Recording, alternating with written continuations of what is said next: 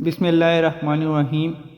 جب بھی آپ کسی پر تنقید کرنے کا سوچیں، صرف اتنا یاد رکھیں کہ اس دنیا کے تمام لوگوں کے پاس وہ سہولیات نہیں ہیں جو آپ کو ملی ہیں۔ کسی کی زندگی کا سب سے بے بس لمحہ وہ ہوتا ہے جب وہ اپنی پوری دنیا کو ٹوٹتے دیکھ رہا ہوتا ہے اور وہ دیکھنے کے سوا کچھ نہیں کر پاتا۔ دوسروں کا تعاقب اور پیچھا کرنے والے ہمیشہ مصروف اور تھکے ہوئے رہتے ہیں۔ سب سے گہرا درد ہمارے اپنے وہموں، تصورات اور خوابوں کی وجہ سے ہوتا ہے۔ مہربان ہونا صحیح ہونے سے زیادہ اہم ہے۔ لوگوں کو بدلنے والے ذہین دماغ کی نہیں، بلکہ ایک نرم دل کی ضرورت ہوتی ہے جو سنتا ہو۔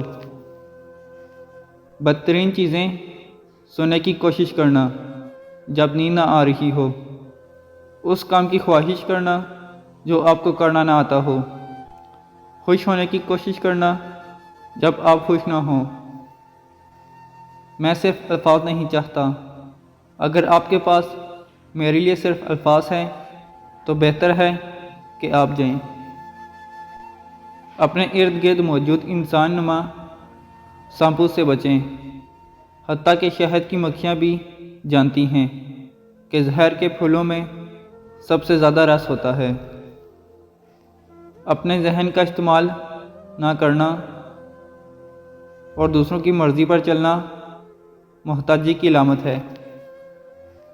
لوگوں کو سمجھنے اور جاننے کے لیے ضروری ہے کہ آپ ان سے گفتگو کریں۔